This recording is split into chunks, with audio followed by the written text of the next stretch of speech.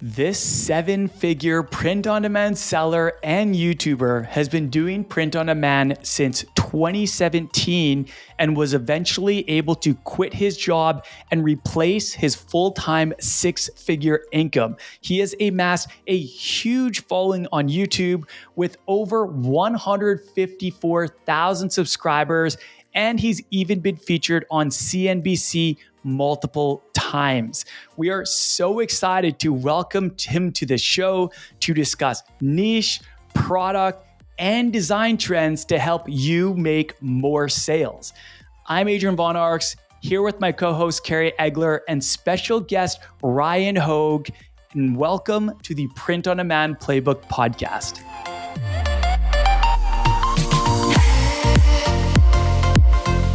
Hey, just before we jump in, I want to invite you to an upcoming free live training on how to make your first $10,000 in sales with Shopify and print on demand. There, I'll be sharing the exact strategy that I have used to make multiple seven figures in t-shirt and apparel sales across two brands. If you are new to POD, this should give you a clear path to profitability. And if you're a POD veteran, this is meant to help you multiply your growth faster. Even if you've attended one of my master classes before, my goal is always to make every training better than the last.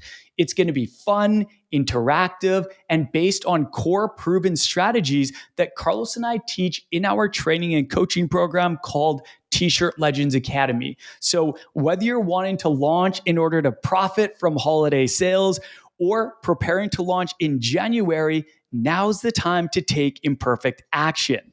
Carlos and I are also going to stick around and do live coaching at the end of the training. So bring all of your POD questions. To attend, all you need to do is register for one of the two time slots. The first is Wednesday, October 16th at 9 a.m. Pacific, 12 p.m. Eastern. And the second is Thursday, October 17th at 9 a.m. Pacific, 12 p.m. Eastern. To register, just click the link below in the show notes or go to ecomlegendsacademy.com/grow. Just an FYI, even if you can't make it, you can sign up and get the replay for a limited time. Hope to see you there. And now back to the show. Hello, and welcome to the Print on Demand Playbook podcast. We are so excited to have a true POD veteran in the house today. Seven-figure print on demand seller, huge YouTuber, and this guy's been featured on CNBC like too many times to count. So I am so pleased to sit here with Kerry and chat with Ryan Hogue. Ryan, what's going on, man? Hey, man, I'm excited to be here. Thank you for the invite, Adrian. Kerry, it's good to see you again, man. You've been on my channel before. I'm excited just to talk POD. It's been a while. You just reminded me. It's been almost 8 years. The time flies, but yeah, it's been a long time. And a lot of what's funny is a lot of the same stuff still works. It does. Ryan, it's good to see you, man. Glad to have you on the podcast. And you're the GOAT, man. We were just talking about it. You're the GOAT. Yeah. I'll take it. Thank you. Where's the crown? Yeah. Dude, we've got so many questions to ask you. And it's probably a good thing we didn't ask our listeners to submit questions in advance, because I think we would have been like inundated with questions for you. But let's just kind of start from the beginning. You've been in the game for a long time, since I believe 2017, but I want to hear it from you. So why don't you tell a little bit about yourself to our listeners, kind of who you are, your story, how you got into print on demand, and where you are now. For sure. Yeah. I was real interested in starting an online business and making passive income specifically in 2016. Life was good before then. Like, I worked as a senior web developer and I had a second job teaching web development. So like I was making good money, you know what I mean, on a relative basis and to like, average. And I also had my own like web development kind of like company, if you will, me being the only person working, but like building websites, charging for hosting, stuff like that.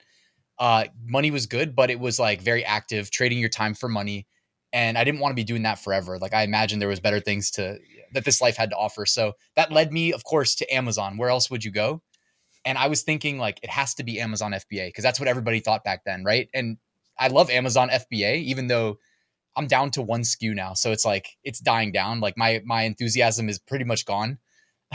but I'm still technically doing it with one SKU. I had up to like 15 at one point. Print on demand, I just stumbled upon by browsing Reddit. I'm sure you guys have like been to the beer money subreddit. That's probably where I found it, honestly. Somebody said, hey, everybody needs to understand like Amazon merch is this new thing. I think I saw Chris Green talking about it on a Amazon FBA channel, funny enough. And I said, you know what? I'm going to go apply. I have no clue what I'm doing. I'm going to click apply, see what happens. And I never heard back. So as fate would have it, like everybody would think I got in and then the rest was history. No, I never heard back. They didn't even deny me. There was just no response. And then I stumbled across Amazon merch again on Reddit again, like 4 months later. And I said, it's a sign. I'm doing it. I'm applying again. And I got in, and from there, the rest was kind of history. I learned Amazon merch and Amazon FBA simultaneously, which really helped, because it benefits from each other. And Amazon merch, of course, also probably the most beginner friendly way to learn print on demand. It's gamified. You can only upload 10 designs initially, and it's a tier system. They kind of scale you up. The more successful you are, they'll reward you with the ability to post more products. So that really helped me learn what print on demand was and not have to deal with a lot of the headache of customer service and whatnot. So it didn't turn me away from POD early on either. Right. That's awesome. No, that's really cool, man. And I believe you were doing this on this side, like you were doing it as a legit side hustle to your full-time job, and while you were working as a professor, right, at your alma mater. Yeah, for sure, man. I don't say that to like brag or anything. It's just for perspective. Like I worked 2 jobs, and then the web hosting thing, if you want to count that as like a third, that was a true side hustle, I would say. But like I still made it work, but it was because like I really had that vision that like this was gonna work. Some people like get into this stuff when they have to. And I like to say like, man, do it while you have your job if you can swing it, so that it's just supplementary income that ideally grows over time to the point where one day just know like it has the potential to replace your full-time job. And like I'm not here as an outlier. Like I published 5 years of monthly income reports from my first sale to 5 years. And then I said, I'm done here because it just takes too much time. When you have like the YouTube channel and stuff, like there's too many things competing for your time and attention. So I said 5 years is good. I did my put in my time.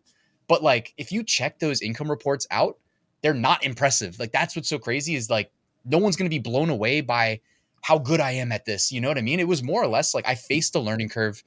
There aren't nearly as many resources back then as there are today that are like free. You know what I mean? This podcast, YouTube, just a million resources. So totally, it took me a long time, man, but I just stuck with it. And, I've been making 6-figure profits every year since 2019. I left my day job in 2020, February.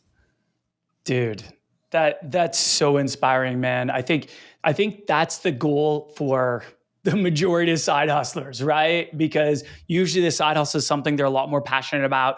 They're building, their goal is to unlock more freedom in their life. And what better way than, to be able to build their own business and then just go full time with that. That's really cool. And yeah, it's really inspiring that you did it that way. And I actually think like that's the way I would recommend too. I did the opposite. I like quit my job first. I did have savings, but I quit my job first and then went all in. And I wouldn't do that in another world. Like I would do it exactly how you did it. But was it scary? Can I ask? Like, was it scary, man? What was it like? Because I remember that first day for me, and I was like, "What in the world?" Like, it was scary as hell, man. Like I really didn't have much of a plan. I was part of a mastermind, and we would meet once a month and talk about entrepreneurship. And I had some ideas. Did Kindle KDP for a while. Did FBA, failed. Just kept failing, man. Until I discovered print on demand while I was living in Thailand. After I quit my job, I moved to Thailand. And it was actually cheaper to live in Thailand than it was to live in Vancouver, which is crazy, right? My quality of life was much higher in Thailand too. But anyhow, that's aside from the point. That's where I learned about POD, and that's where my life like changed. But it was really scary, and it was like a level of stress that I wouldn't wish upon anybody. It was kind of like I felt like I was fighting for my life, and that's probably why I was able to make it work. But I would do it your way, man. And if anyone asked me their like my honest opinion, I would tell them to do it your way too. I think what's so inspiring is that you just stuck with it, man. You just like started. I was reading one of your CNBC articles talking about your Big Mac theory, like how many Big Macs can I buy today, which is so funny. Those articles are awesome, by the way. Not to one up you guys, but I was fired from my job when I got into print on demand, and I also had a 1-year-old son and a daughter on the way. So I'm just gonna throw that out there. You guys think you're hot stuff, but I'm just kidding. I'm just kidding. You win, man. You win. Was that scary? That was scary. Yeah, it was. Yeah, I think we had $3,000 in the bank, my wife and I. That's how much we had in savings. Like that was our whole life savings was $3,000, and I popped up a Shopify t-shirt store and somehow learned and made it work. It was wild.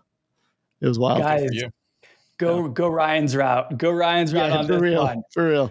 Yeah. That's why you're the GOAT, man. That's why you're the GOAT. Totally. You did it the right way.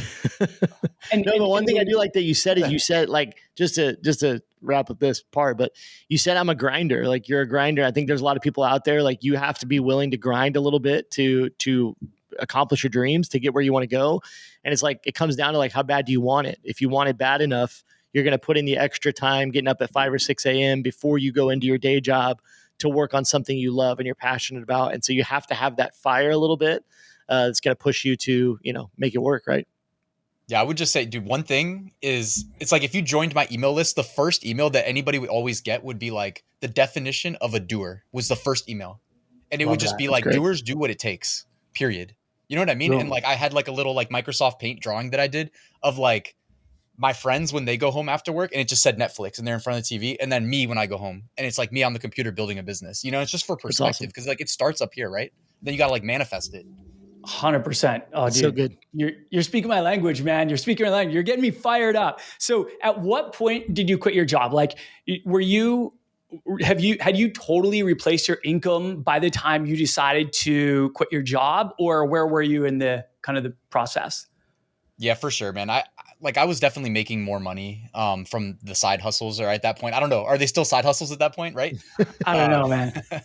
But yeah, like at my job, man, like I sat next to my best friend at work, you know what I mean? And they would buy us lunch, and like I had the gym next door. That's where I met my wife. We got married this year. So it's like life was good. It wasn't a bad job.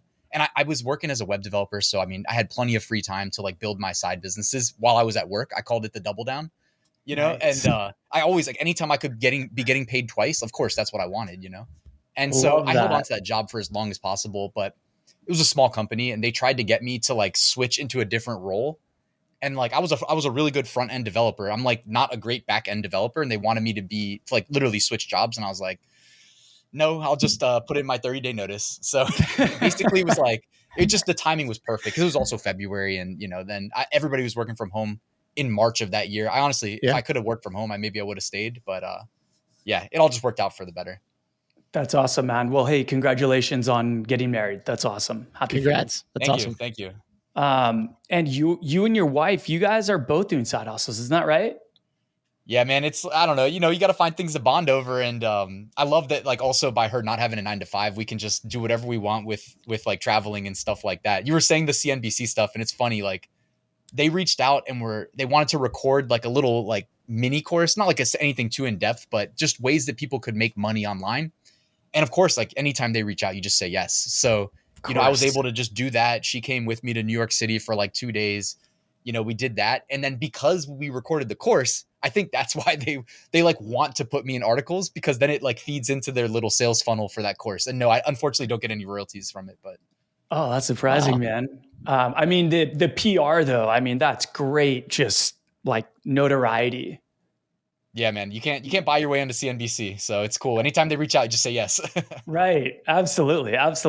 So let's, there's so much I want to talk to you about, but first of all, I want to know, like, you've done a lot of side hustles. You even have like still a number of different side hustles, but what do you love about print on demand? Like what is it about print on demand that you're like, yeah, this is going to be kind of like my bread and butter side hustle? It's not even a side hustle anymore, but you know what I mean? Like the path you're going to go down. What all the hustles you have, of all the hustles you have, why do you love print on demand? Yeah, for sure. Print on demand is interesting because like I said, I learned it while I learned FBA, right? And when I learned FBA, just for perspective, this will help illustrate why print on demand is special. I couldn't figure out FBA, man. I consider myself like a sharp guy, but like I couldn't figure it out. So I paid a coach $2,500 to teach me. Otherwise, I had no chance of getting it off the ground. Like with POD, I didn't have to pay anybody. It was more or less like, I mean, I got lucky. Amazon merch is definitely easier than Shopify or Etsy or really anything because like they do literally almost everything for you. You just upload an image and then put a title and a bullet point in. So like just for like side by side comparison, like I paid the coach $2,500 for FBA. Then I had to, my very first product, you jump through all those hoops of like doing the research, interviewing suppliers. I paid $1,600 for the order itself to the manufacturer. This is just my first shipment ever. And then $800 to ship it. So I was in $4,900 right away. You know what I mean? Just before I had made any return on investment with no clue if it was going to succeed. And then over here, I've got like my Amazon merch account. And I mean, I probably made like $20 the first month, but it was still for free. Like I had $0 invested. And when you make that first sale, like, I don't know, something kind of clicks in your brain. Like, wait, okay, what do I do next? Is the first thing most people thinking that you have to do something. Right. And if everything's kind of set up right, you typically don't need to do anything. It just takes care of itself. It self-fulfills and you get paid out a royalty, right? And that's the dream. So it all kind of set in when I'm doing FBA over here and I've got all this money, rolling. And then I've got Amazon merch. And then I figured out you can sell print on demand on Amazon Seller Central and eventually Etsy and now eBay and Walmart. You know what I mean? And I'm like, okay, like I have very little money invested over here and that's a lot safer to me. So yeah, no, that totally makes sense. I put a ton of money up front in FBA myself and I lost a lot of it. So I feel your pain, man. I couldn't crack the code either. I mean, what actually happened was there was a manufacturer defect of the products that we ordered. We ordered a massive shipment and like a bunch of them were broken. And so we were getting all these returns and we just like threw in the towel. We were like, no, we're not putting another massive order in. So yeah, I've dealt with that. I feel your pain there, man. And I agree. Like print on demand, it's like, it's quick, it's fast and it's low risk. And it can unlock just a ton of freedom and flexibility in your life. Now, I know that like with your content, like the content you put out awesome content. Like to all our listeners, like you're probably already listening to Ryan's content, but if you're not, he's huge on YouTube. He's got a podcast. We'll link it below. He's on Instagram, TikTok, pretty much everywhere. Also, if you just search his name, you'll find him for sure. Yeah. You'd be surprised. There's other Ryan Hogues though. You know what I mean? Like I had to set like a calendar reminder of when the domain name ryanhogue.com was going to expire because some other person had it. As soon as that thing expired, I scooped that thing and I was like, I'm good for life now. That's awesome. That's awesome, man. But yeah, your content, there's a couple of things. There's a lot of overlap with the kind of print on demand that you do. So you focus a lot on the royalty-based print on demand, like merch on demand. But you also do, Etsy and other marketplaces and stuff like that. But there's a lot of overlap in terms of the strategy that we teach, which is how to create a profitable and sustainable brand using Shopify and print on demand. And a couple of areas that I really love that you're always putting out great timely content on these are niches, like profitable niches, trendy niches, hot niches. You've got like the top 5 niches of the week. You've been doing that for like a long time, haven't you? Yeah, crazy, man. And that idea just popped into my mind one day. Like, you know what I mean? We had like a little weekend trip and we were driving back and I was like, oh man, I need to do a show about like just the niches, like give the people what they want. Right. I've been doing it ever since. I don't think I've missed a week. Yeah, dude. Like I've always seen the top 5 niches of the week and it's awesome. And you're also big on like designs, like creating designs that actually sell. And like you talk about different kind of design trends and stuff like that. which we'll get to. But let's stick on the niche topic for a sec, because what I love about the niches that you bring up, you bring up a lot of really timely niches. You talk about upcoming holidays, you talk about events in the media that triggered things. And what's really cool is even if someone is niched down, like if they're serving one niche, they can take a lot of these niches that you talk about, these timely niches, these trendy niches, the niches where the attention is right now, and they can overlay that on top of their own. And I've had a lot of success by doing that. And we've had a lot of students that have had a lot of success doing that as well. So I just want to know kind of a little bit more about how you're so damn good at like niche, at like trend spotting when it comes to niche. Like where do you find all these niches? Talk about that a little bit. Yeah, for sure. I mean, the first thing that, after all these years of the YouTube channel, which is crazy, it's probably been like almost 5 years now or something, or at least 4. I don't know, where's the time go? But I know, right? I started writing them down. I have my own calendar, right? So that was the first thing. I was like, I need to just write these down and make my life easy, because I'm always like researching the same stuff every year. I'm like, I'm writing it down now. Beyond that though, man, like I'm not that plugged into the news cycle and stuff like that. Like I jokingly say, like I get my news from the t-shirt trends, which is weird.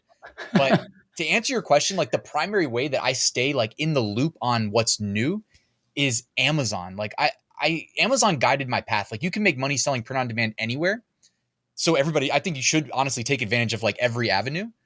But Amazon, because they have that BSR, the best seller rank, that literally shows you like how well one t-shirt is selling relative to another.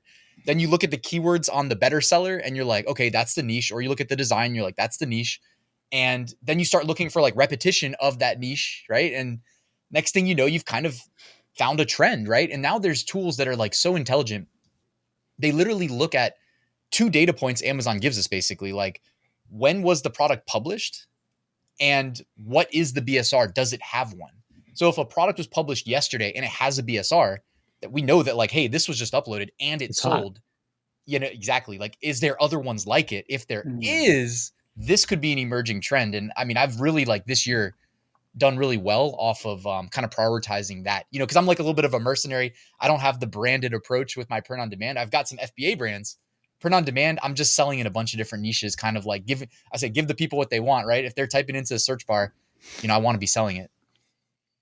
Yeah. No, that makes a lot of sense. So you mentioned that you talk about a lot of the same niches like year round, year after year. Are you talking about like holidays and special occasions?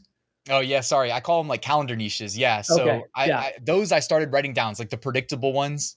And those are so great when it comes to like cross niching. You know what I mean? If you've got like a pickleball Shopify store, you could easily cross niche like Valentine's Day with pickleball, right? And then totally Halloween with pickleball. It's just like take advantage of those easy things. Like that's a great strategy. And then also, I mean, the emerging trends, like if you can swing it, that's also a nice way. Like this year, political year, election year. I'm not like, I don't watch any news. I do not follow politics. I get all my news through t-shirt trends, and I've just been all over that niche because there's just been so much money to be made. And I'm all about, Ryan Hogue Passive Income is the title of my YouTube channel. So, I had to go get my piece of the pie there for politics, even though it's totally not my thing. Right. No. Kerry and I, somehow we coined this phrase like passion plus products equals profits. And I feel like that could totally, like that really does work with politics. And even though we don't get political on this niche, I know you're not political either, but like, let's go down this road for a sec from like a seller's perspective, like a print on demand perspective. So can you tell us a little bit more about kind of like what you're doing? Like, are you watching, well, you said you don't really follow politics, but do you watch the debates just to find like trendy one-liners, zingers that people say? Like, how are you coming up with those your afterwards? Slogan? You can get those afterwards on. You can get those. You can get the zingers like afterwards on X or anywhere. Right. Dude, if you went in my Twitter account right now, it's like all NFL football. Like my sidebar is just NFL football. So I wouldn't get it. Like what I do is I tell everybody to watch the debates and write stuff down and then post it on t-shirts. Nice. But I personally do not do that. Like, and it puts me at a disadvantage. For sure, the people that are earliest are in the best position to succeed. But it like also comes down to, this is the thing, right? We've been at this for a while, everybody on this recording. So it's like, I know how to put a good design together. So even if I'm a day late, like Like if it's in the political niche specifically, I've got templates. I literally just go fire up my templates and plug in the text from the new emerging, whatever the quote was from the most recent debate, you know what I mean? Whatever it is. And Right. I'll make like 5 different designs or, up to 10 maybe. I might have like 10 different templates and I can do it in like 5 minutes, and then I've got my workflow for publishing and I don't even maximize my profit. That's what's funny is like I leave a little bit of money on the table in terms of like profit margin just to like make it work for me in terms of like the most efficient workflow. You know what I mean? Cause like, it's like, if I try to do everything in nickel and dime it, I might not get it done. And then I make $0. So what I do is I use Printful instead of Printify, personal preference, but I like the workflow there. I like the product templates. So I go in there, I put one design on 5 products at a time. And then when the product is created, I can click add to store and it has all my stores right there. And I can just go 1, 2, 3, 4, 5, and that's just what works for me. So everybody just has to make it work for them. Like the threat of making no money cannot supersede like profit margins. Like just take a little bit less profit if that's what it takes for you to just get something out there.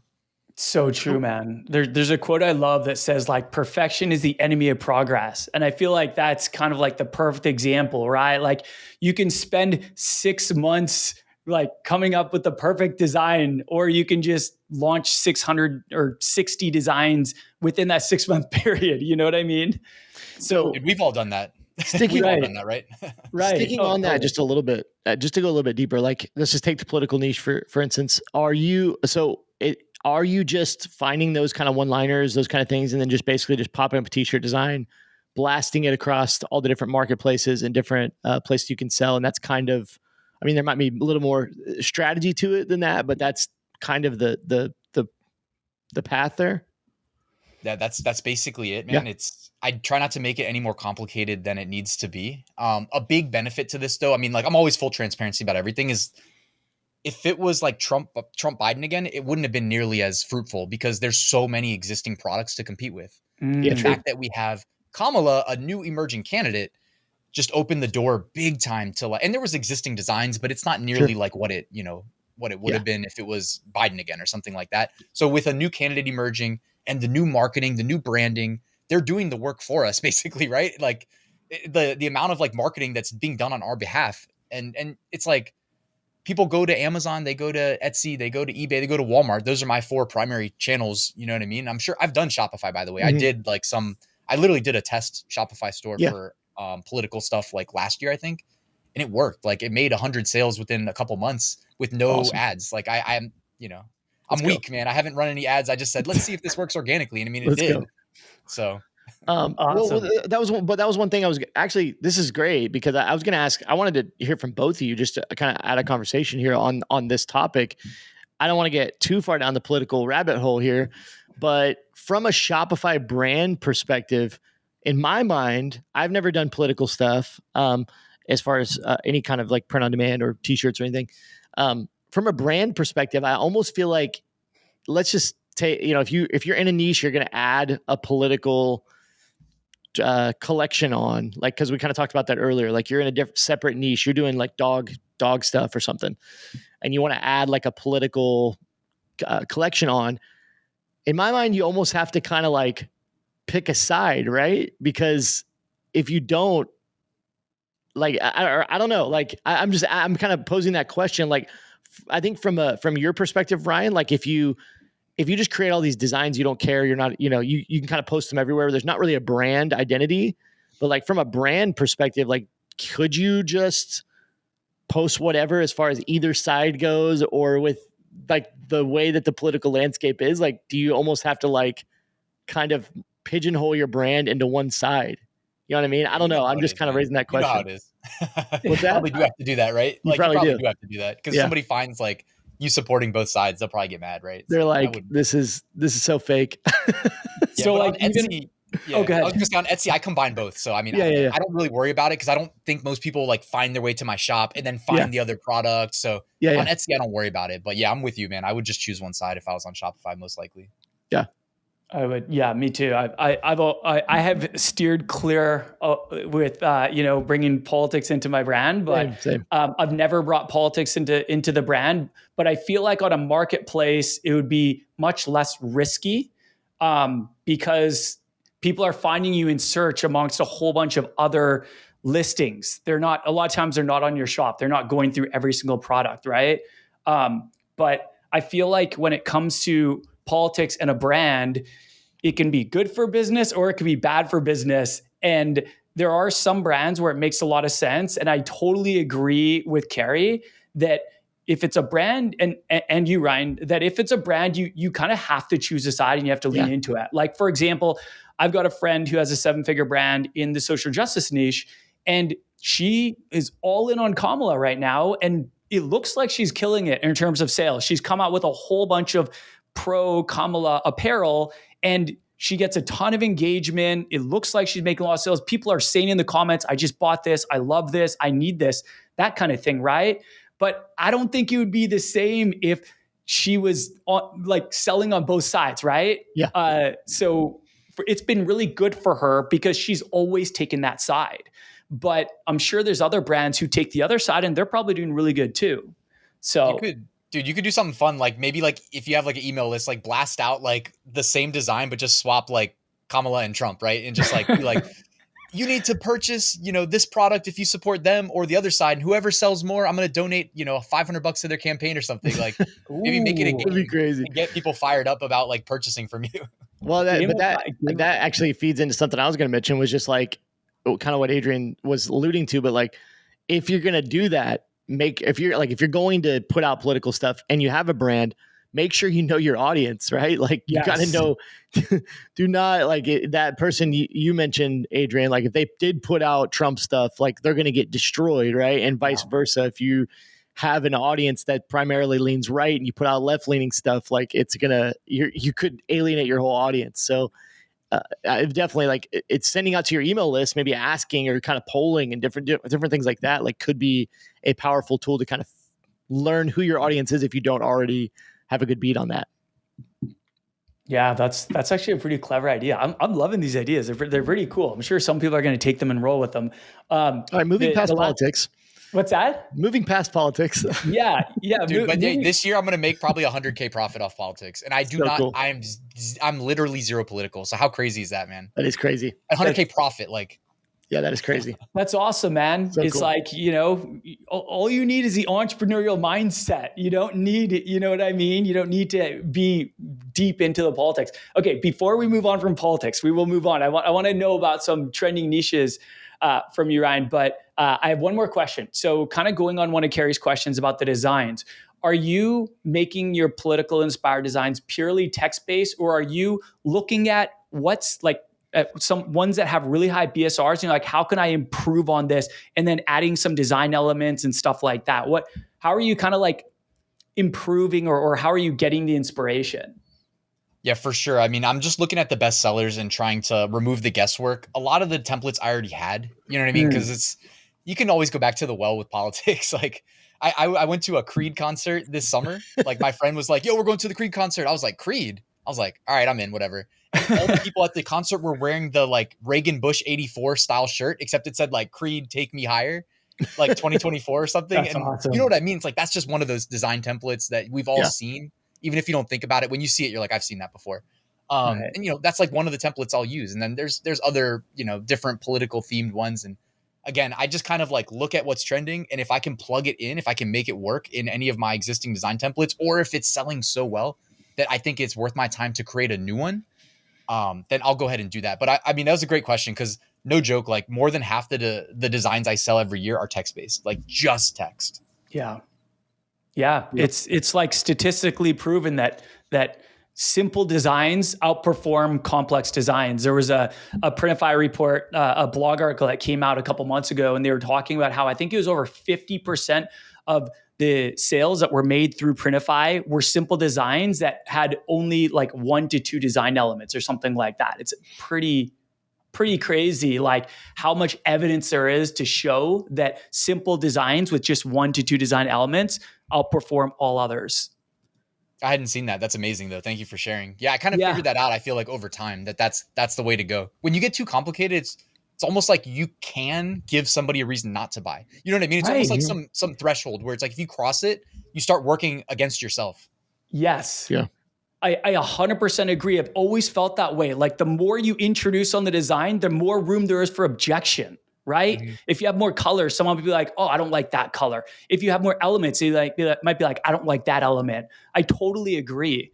And your success with so many text-based designs just validates what Printify says. And, that simple sells. Really, that's what it comes down to. Simple sells. Yep. But I want to talk about some trendy niches because we love, teaching people to take what is popular right now, what's trending, where the attention is right now, and lay that over on their own niche. So if someone's in the dog niche, like you said, you can do Valentine's, you can do Christmas designs, you can do Halloween designs, all sorts of stuff. But we know politics is huge right now. But what other niches are you seeing kind of pop off right now, just out there? Yeah, like it's October 1st as of recording this, if you don't mind me sharing the date. And of course, anytime it's the first of the month, like that is where month-long niches tend to see the highest demand. Wow. So like, and I use Google Trends for that, right? By the way. So it's like, I'm just looking at, Google Trends doesn't give you volume, but they give you on a relative basis. So you can type in pretty much anything, like any niche plus shirt, and you'll see highest demand the first 7 days. So right now, like breast cancer awareness is going to be like in demand. And that's one where you can, it depends on your niche, but you could probably find a way to cross niche it or just add that pink ribbon element, right? And that's not too hard to do. And that's something that's like, supporting a good cause. Awareness is something that, someone's wearing the shirt with the pink ribbon, spreading awareness. That's something that you could market to your, customer base theoretically. It's also domestic violence awareness month. So like, that's another thing. It's like the purple ribbon. And again, to me, it's that could be a good look, I think, to like be an activist almost just through selling print on demand, but for a good cause, right? And maybe you could donate some of the profits as well. And something like that, just thinking outside the box. And I wanted to give a quick tip on Google Trends because I use that for like validating when peak demand is for certain things.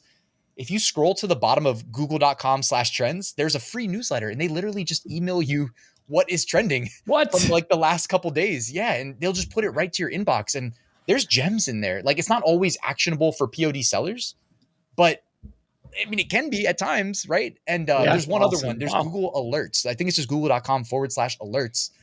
If you have it in you to do this, you can type in like the word t-shirt and get an email once or twice a day, every day for big news articles that contain the word t-shirt in the headline. And sometimes it's going to be a trending niche, I mean, it's not, it's not like there's no guesswork. You have to go and put in a little bit of work, but you can get some winners out of that. That's awesome, man. I just pulled it up. Daily Trends newsletter. Get updates on what's trending delivered to your mailbox. Boom. I will be subscribing to that. That's such a good pro tip. Let's go. Such a good pro tip. Free, right? Yeah. It can't be free.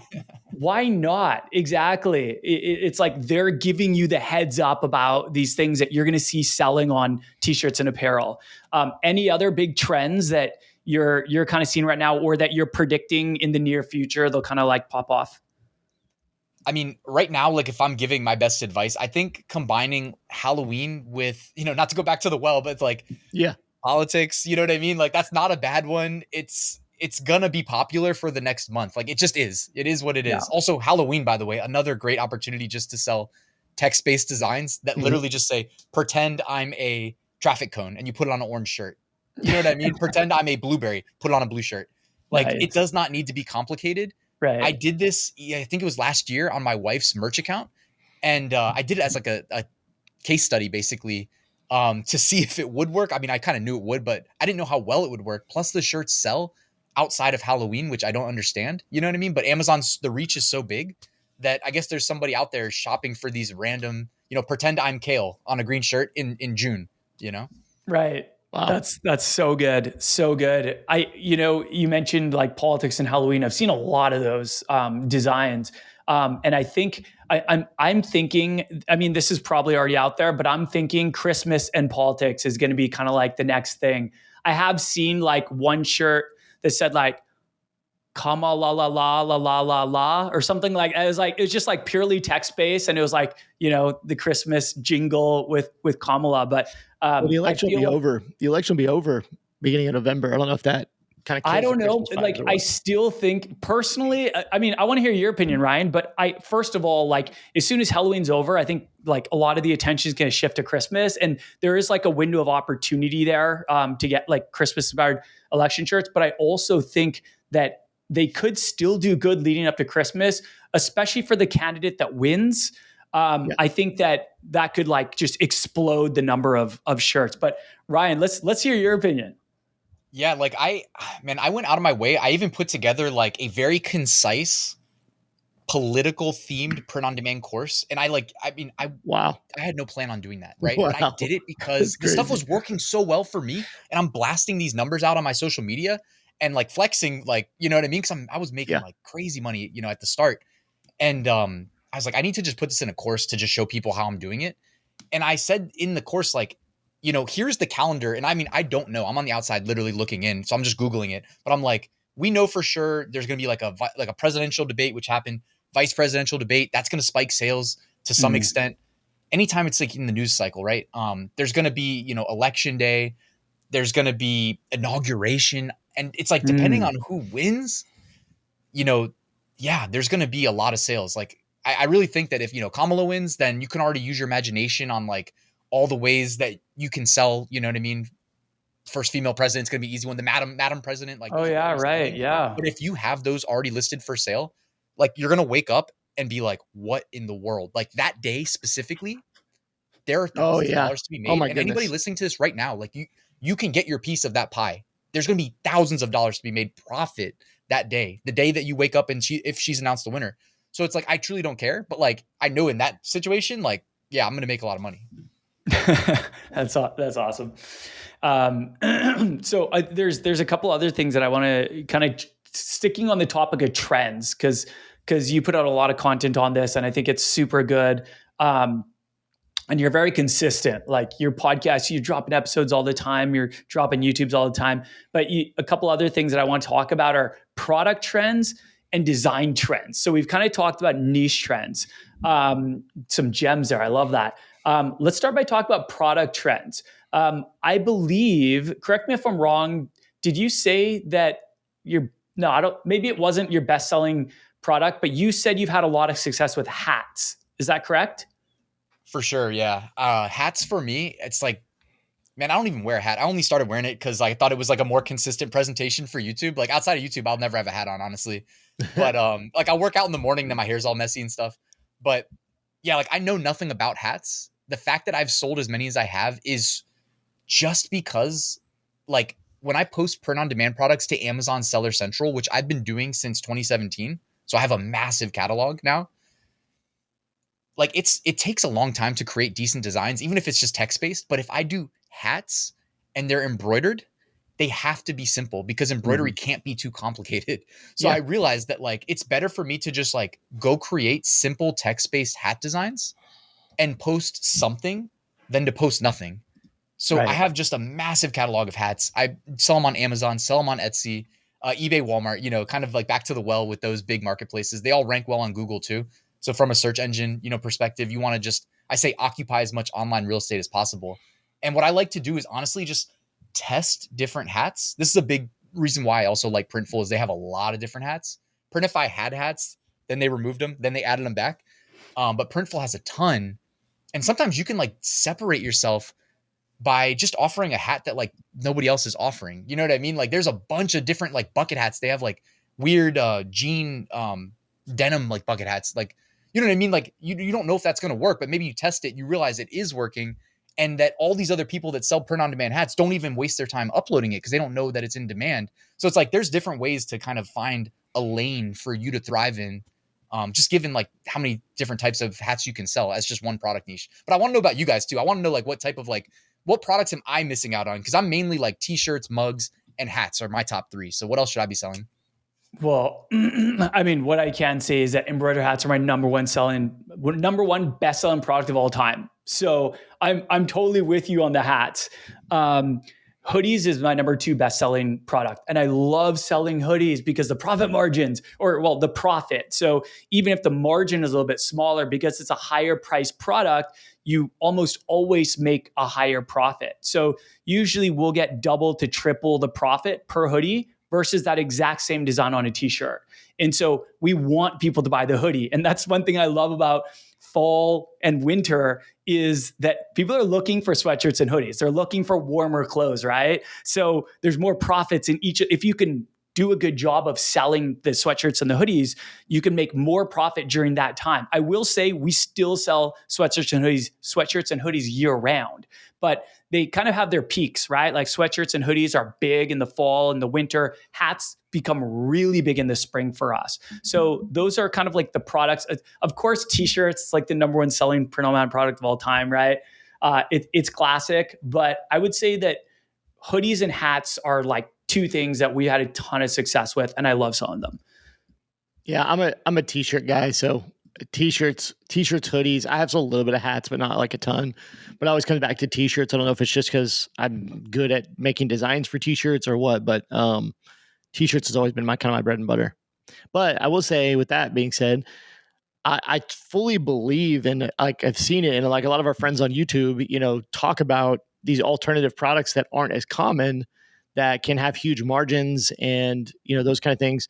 So I definitely think like the opportunity is there. It's just not something I've done personally, but I definitely think there's a lot of like unique products that you can sell that aren't just the typical, that you can get more margins out of a lot of times, and people will find easier to buy just because it's like not just another t-shirt or another hat or whatever. So I think that's great for sure.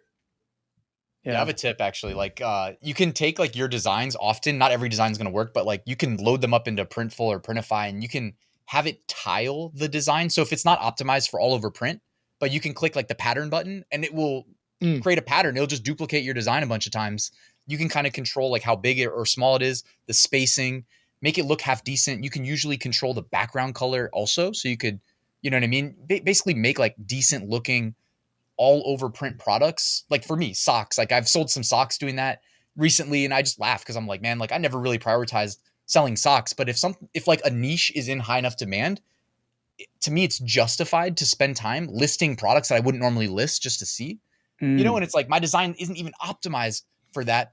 But there's ways to kind of tweak the designer, whatever we're calling it. You go into Printful or Printify, and you can make it work. And if it looks decent, people might buy it. So it's extra sales. Yeah, that's a great tip. That's a great tip. Yeah, like me personally, I've always been like an apparel guy. I love selling apparel, just like you guys. If I wasn't selling apparel, if I wasn't allowed to sell apparel, I think I would sell wall art, just because I see a lot of people succeeding with wall art. Generally, like not too much to ship. You can mark it up a lot, make some good profits, and there's just a lot less competition there. Have you tried it at all, Ryan? So whenever I go looking at wall art, though, it's like all the cool stuff I feel like is kind of gray area trademarky. And I'm like, then I get worried about the longevity of the business, because it sucks to like get kicked off Etsy and have to open a new shop or something like that. Yeah. So you said that you sell mainly kind of like t-shirts, hats, mugs, stuff like that. Is that just because, is that a personal preference, or have you tried other things? You're like, nah, the sales always just funnel back into those three core products. Yeah, it's a great question. Like, the honest answer is, when I started POD, it was with Amazon merch. And back then it was two products. It was standard t-shirt and premium t-shirt. So really one product, just a t-shirt. Mm-hmm. And so I would make my designs. And this is back when I'm making like, $20 a month, and then the next month probably $100, right? So I have no clue what's going on back then. I have no clue that I'm going to be here today with you guys, right? And so I just kind of have fun with the designs, post them, forget about them, check back in later. Oh, it's sold once, cool. And then I was like, oh, I can sell print on demand on Amazon Seller Central. I've already got my Seller Central account because I'm doing FBA. And I came across a company called Gear Bubble. You know what I mean? That was the only company I knew existed. And they had an Amazon integration. So next thing you know, like, I'm just taking my designs for t-shirts and putting them on coffee mugs through Gear Bubble. And that translated pretty well, because vertical rectangle, duplicated on the mug. And I was like, this is better than nothing, right? I didn't want to pay monthly. So I said, hey, what can I do to get lifetime? They're like, send us $2,000 and you can have lifetime. And $2,000, it's like, I didn't want to part with that money, but here we are like 8 years later, basically. And I still have the lifetime integration. I'm not paying monthly. So I'm like, little things like that. Nice. I had the long-term vision for. Yeah. And so like coffee mugs, that led to a bunch of coffee mug sales. They actually have like shot glasses. That's a funny one. I've sold a lot of those. And anybody wants a quick like SEO tip, when they had the initial like Trump assassination attempt and people were typing in Trump shot, I was like, I'm going to sell a Trump shot glass, because SEO, they're already typing in the first two words. Autocomplete's telling them to buy the damn shot glass. So I was 2 days late because I was traveling. I was 2 days late. I get home, and the first thing I do is I list a shot glass. and it was like a #1 bestseller. I didn't make Oh that my much money because the God. margins, because Gear Bubble, like they're pretty pricey, but it was cool to say like I had a #1 bestseller on that when I was 2 days, late to the niche. That's wild. That's wild. And very, very clever, like opportunistic wise, very, very clever. Um, that's crazy. It's an So, SEO hack, right? I just literally looked at the right. autocomplete on Amazon, and I was just like, this is low hanging fruit right here. So you do sell some other products. You've experimented with some other products. Is that I have fun accurate? with it, but for me, it's just again like keeping it simple, right? Because I could go Yeah. we could all go a million ways, Right. but like I don't know. I feel like if you just kind of hone in and try to get good at a few, you're gonna do better. And Yeah. for me, it was always Amazon merch paced my whole print on demand journey, like tier 10, tier 25. You know what I mean? Now I'm in tier 200,000. So it's like I literally had to evolve my process with my Amazon merch tier. And I always optimized me spending my time designing for Amazon merch because I always thought it had the highest earning potential because, sold by Amazon and all that good stuff, like Prime eligible. So that's literally my journey. I don't claim that it's the best. I just claim that that's what worked for me. Yeah. Right. Yeah, no, that's good stuff. And I think when people start up their business and start making sales, generally they notice that a couple product types sell really, really well for them. Like for me, I've sold lots of t-shirts, but I've sold more hoodies and I've sold more hats. And so I lean into that, right? If I'm going to release a design, it's always going to be on a hoodie. And if I can put it on a hat, I will put it on a hat or modify it so that it goes on a hat, right? There are one thing I will say is that some people are having success introducing these like unique products to apparel brands, which I think is really cool. Like I've seen apparel brands that introduce wall art and they do a good job selling wall art, right? I don't think people necessarily need to limit themselves, but I agree with you that like people are probably going to realize that there's a couple product types that their audience just tends to really like or that they sell a lot of. And it makes sense to lean into that, right? Because you're giving the people what they want. So yeah, that's what's fun about you guys' approach, man, is if you're really into whatever the niche, I'm assuming most stores are just probably like one niche primarily. It's probably easier to market to people if you know that interest. And like, if you are living in that niche and you kind of have a feel for like what you could launch and like when to and how to frame it, like that would be a lot of fun, And it's like the exact opposite of how I make most of my money, but it's always been in the back of my mind, like, man, I should be doing that, Sure. Oh, I wanted to ask, by the way, do you get into like different like types of products? Like if you say a sweatshirt, I've sample ordered like every print on demand sweatshirt, and I definitely have my preferences of like higher end ones, but they're so expensive. There's just no way that I could realistically sell them. Like, are you doing mainly like Gildan 18,500s or? Actually, my best selling hoodie and sweatshirt is the Cotton Heritage, which Printful sells.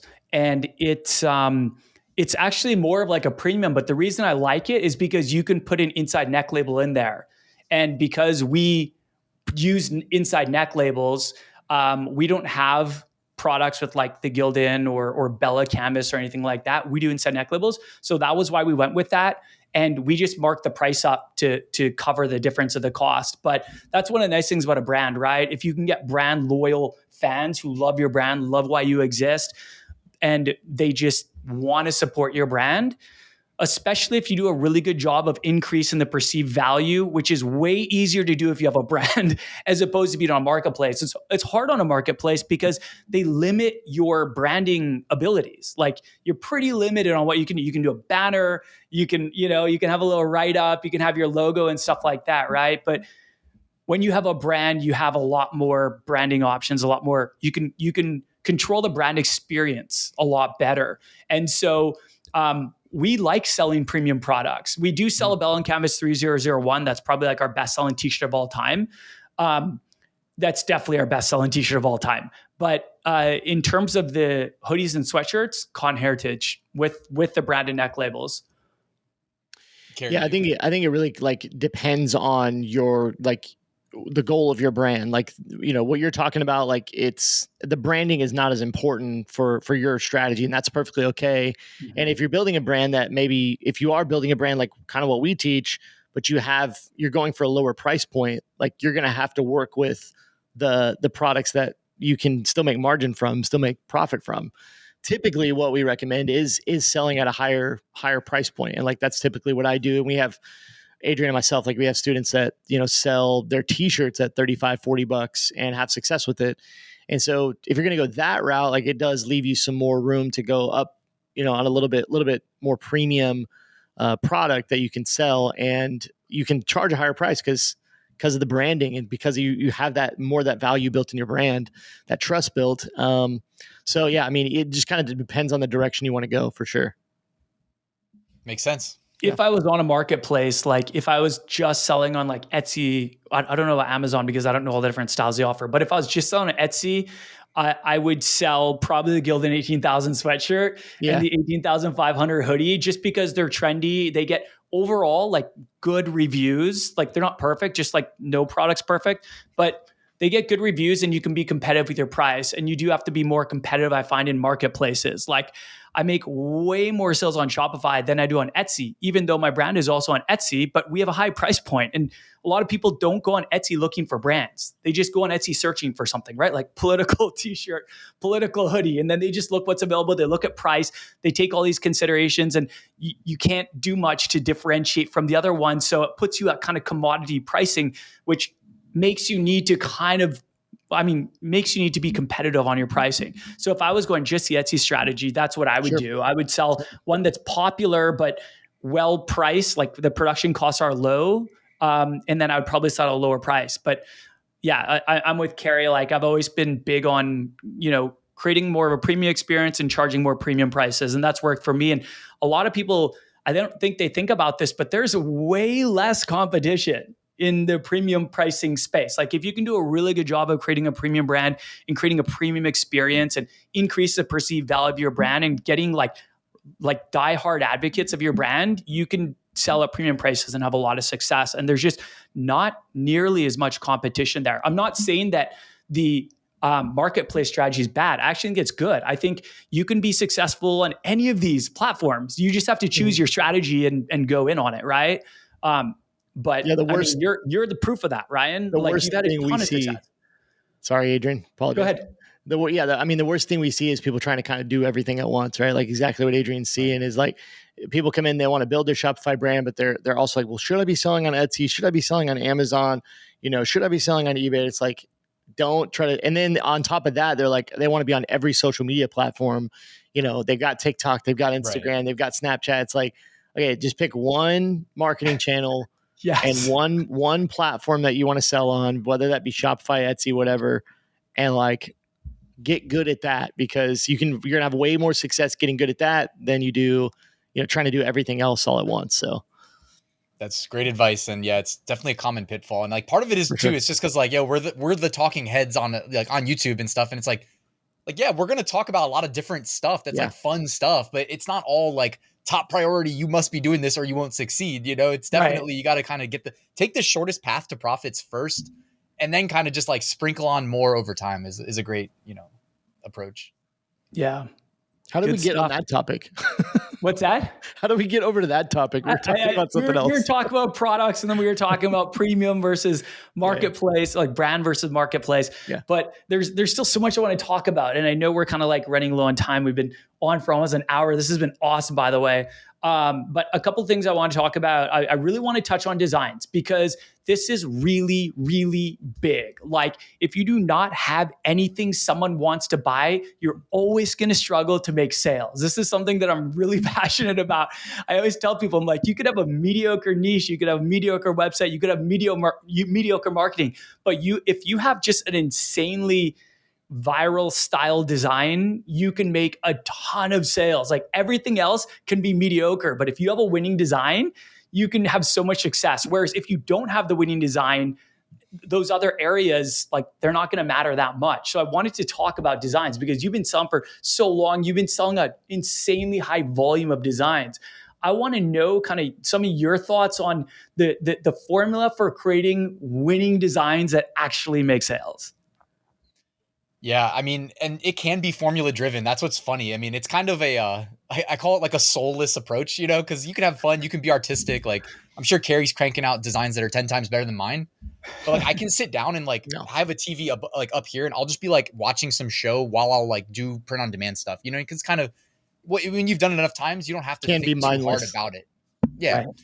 So I can take like a formula driven approach where I'll optimize either for a dark shirt where I'll put a light foreground design, or, the opposite. Typically I optimize for dark shirts.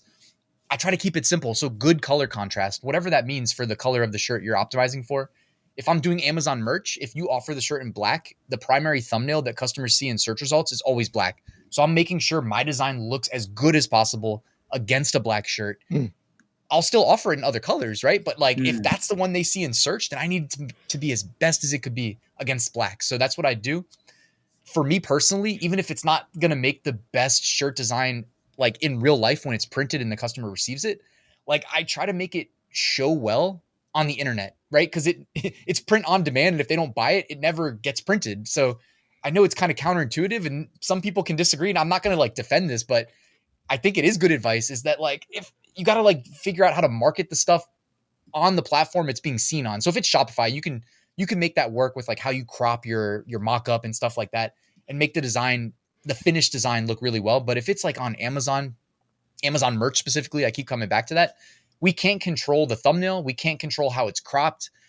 So I tailor my design to the fact that I know how Amazon's mock-ups look for the thumbnail. And, I don't think it's like the best design when it's printed, but it's good. It's good enough. It's like you sacrifice maybe 10, 15% of like what I would consider optimal to make it bigger, bolder, easier to read. Because when people search, they see my design, and then they see, 40 something other competitors on that page. And I need them to like, out of the corner of their eye, when they're making decisions in like microseconds subconsciously, to be like, oh, that one's what I want, And a lot of what I do too is, it's not what you asked, but like just an SEO perspective, like I like to simplify it. I like to optimize my design for like 1 to 2 search terms. And often the search terms that they type are in my design.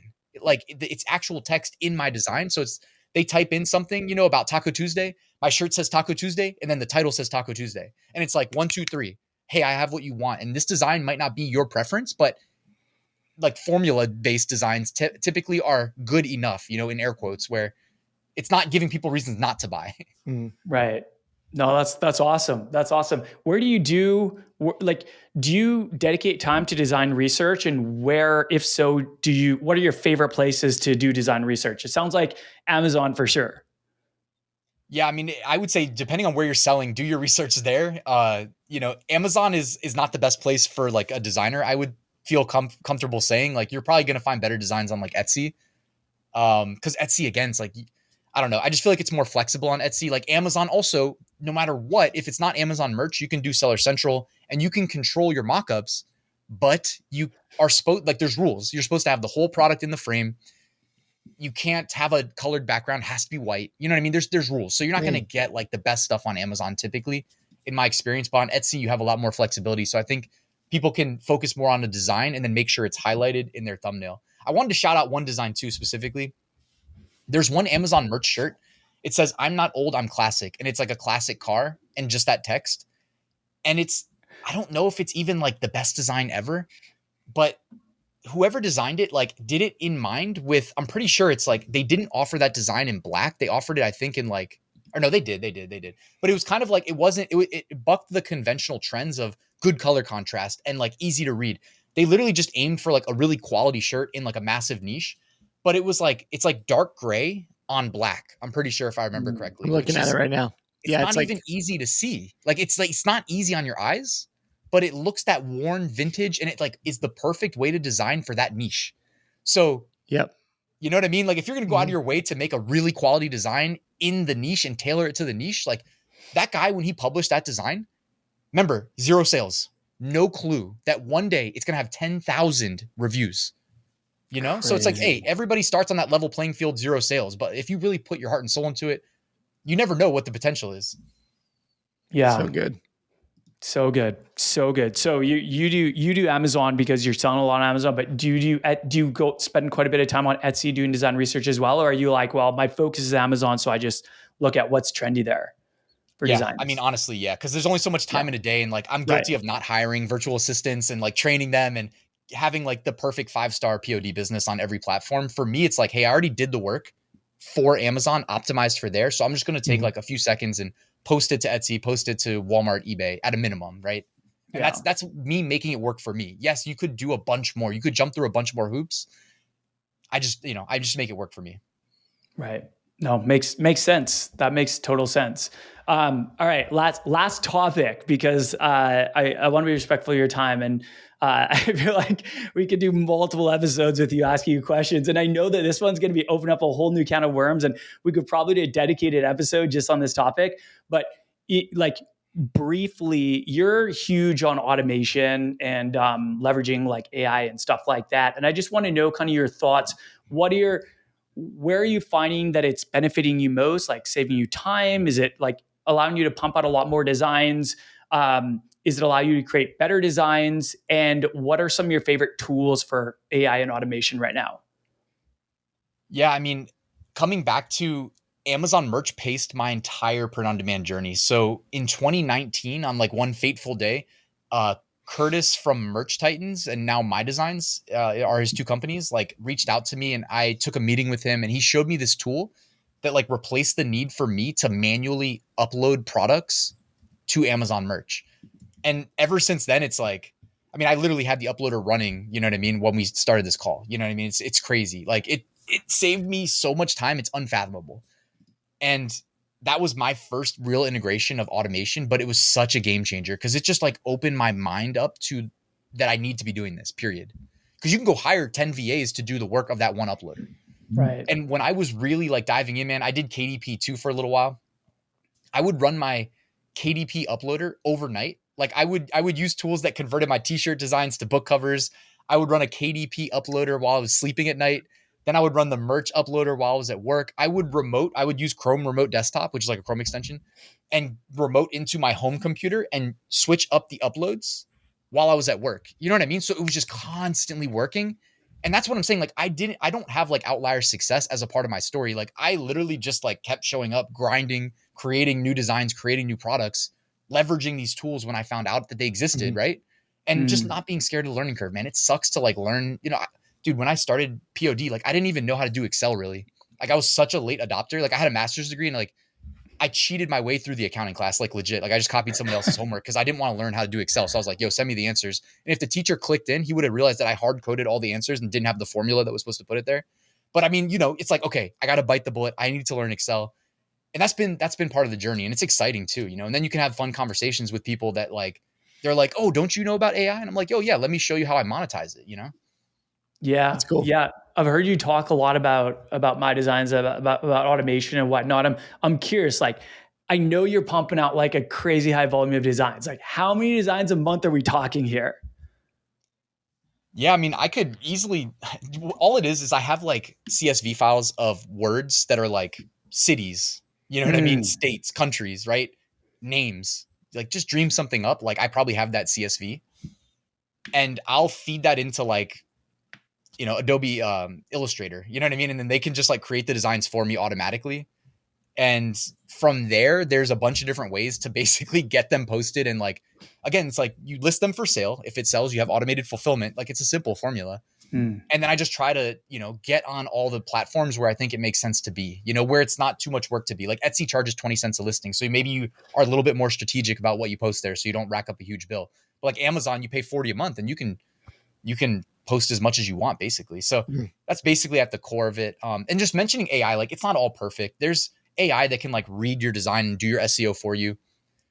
I don't even really use that. Like it depends where I'm posting to, but if I think I know better, like I'll still do it myself just for the record, right? I'm not completely outsourcing and posting a bunch of low quality stuff.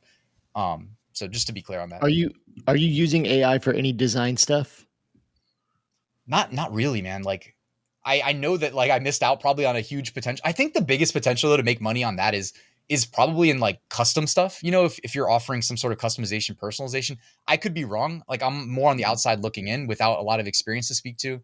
Like I've messed around with it for YouTube and stuff.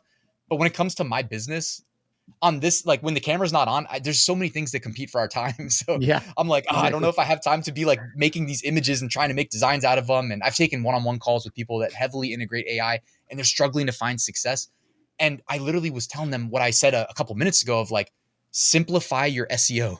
Like, I'm not saying you have to take that approach, but if someone types those words into the search bar and it's in your design and it's in your title, chances are it's a good match, right? And then they'll buy it. And then that's a strong signal to the algorithm to rank you higher, you know? That's great. Right. So are you taking a template and then you're just changing out a word? So for example, dogs make me happy, you not so much. If you knew that was selling really well, would you just have like every animal possible, every sport possible, everything possible, and then just put it everywhere? Is that, or like put it on Amazon? Is that what you're doing? Yes. Okay. Yes. So, Literally. Okay. So are you pumping out like hundreds of designs a month doing that? You know what's funny is like my merch account is tier 200,000. It's basically been maxed out. And what, I wish I could, they make it so hard to free up design slots because I have so many ideas that I want to do. So like I've been working more or less just like with my wife's account, trying to help her like scale that thing up. And because like, again, it's like so hard to work backwards on Amazon merch now. There's Chrome extensions that like aim to help you do it. But when you have as many uploads as I have, even those Chrome extensions that are meant to handle like that volume still like crash. Like if I open it up right now, it's probably going to crash. So struggle city. I know nobody's sympathetic because, but it's still making good money. But I wish I could like do things a little bit better in my own account because like time passes and you get more ideas and you start seeing better ways to do things. So yeah. Yeah. Sure. That's good stuff. That's good stuff. Makes sense. Well, as we kind of land the plane here, I kind of want to end off with some words of wisdom from you. And I just want to hear kind of some parting advice that you have. Maybe this is general advice that you always tell your students or you always tell people in your content. Like if someone was starting a print-on-demand business, maybe they're going the brand route with Shopify, maybe they're going the marketplace route. What's some of the best advice you could possibly give them?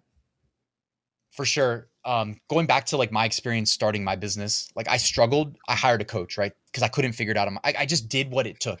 I couldn't figure it out. I hired a coach. With that coach, every Wednesday night, no matter what, like friend wanted to hang out or anything, right? Like my girlfriend, we were dating early on back then. No, Wednesday night didn't matter, was always for that business. Like there was never an inclination in my mind that it could be something else. There was 0%. It was always for that business. So like I always say like your priorities are kind of like what you do. Sometimes we get it backwards. Like we mix up our intent and call that our priority, but we don't follow through maybe. It's like, no, what you do is truly your priority. So like if your goal is to start a successful print-on-demand business, let that occupy your brain, obsess over it, listen to podcasts like this in the car, like while you mow the lawn. Like, I don't know, man, that's what I did. So I'm just speaking to my personal experience. Like I'll be in the gym lifting weights. No, I'm listening to business podcasts. Like that, I just did whatever it took to succeed because I was serious about it, and it might not have taken that level of obsession, but like I was just, it also like back when you're starting, you don't know if it's going to work out. So that's when you're most unsure. So I like to do everything I could to set myself up for success. Man, I love that. I actually listen to your podcast a lot while I'm walking to the gym. So I can relate. That's awesome, man. Great advice.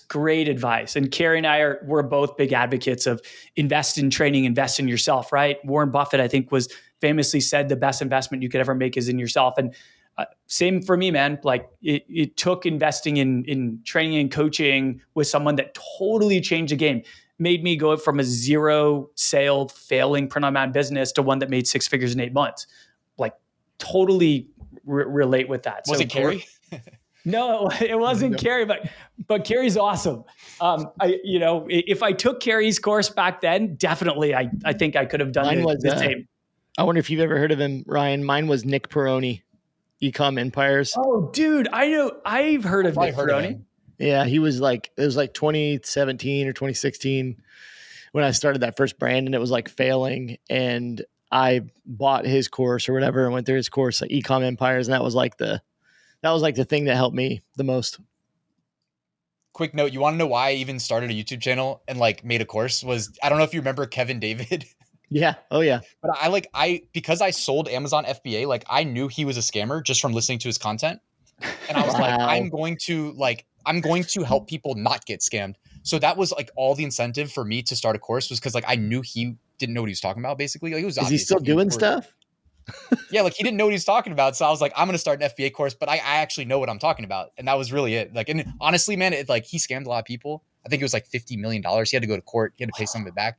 But oh wow, he hasn't done a video in 2 years. Wow.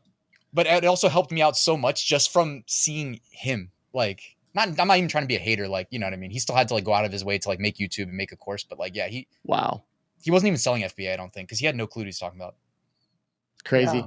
That's crazy. It's nice that we have honest creators out there. And even if someone takes the opportunity, if they discover that there's an opportunity somewhere where someone's doing a terrible job or they're scamming people, that you can step in and be like a more authentic, a more ethical, creator and actually help people make money, and you know what you're talking about, then you deserve to benefit from that, right? I think that's cool that you just stepped in and you're like, I'm going to do this, not scam me.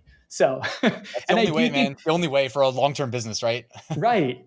And you do come across as very authentic. Like that's one thing that drew me to you early on in the game. Like you've always been very authentic. Like you haven't changed. Like since I started watching your content years and years ago, you're like the same dude that just talks casually like a friend you have a beer with and you wear your backwards hat. And it's just, you're authentic. You're who you are, man. Like this is how I expect you to be anytime, Yes, sir. Let's grab a drink, man. Let's do it, man.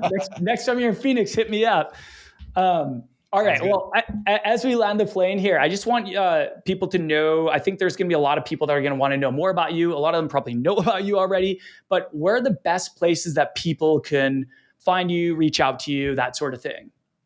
Yeah, YouTube's great. It's just Ryan Hogue Passive Income. And then anybody who wants to like kind of keep up to date with me, Instagram and ryanhogue.com/subscribe. Like I send a newsletter every Monday and I just put like a little blurb about my weekend. So you can actually keep up with like, my life, which is, it's kind of funny, man. It's like life was crazy this year. I think of myself as an average guy, but then this year happened. I'm like, oh crap, I got married.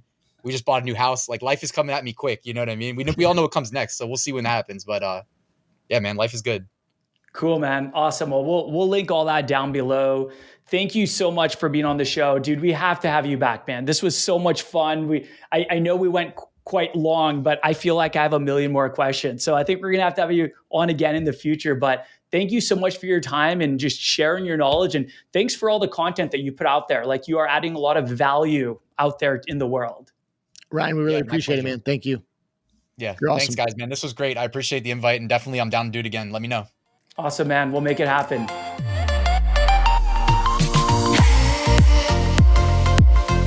Thank you so much for listening to this episode of the Print on Demand Playbook podcast. If you enjoyed this episode, please leave us an honest review on whichever platform you are listening from. We appreciate you. Thank you in advance, and we will talk soon.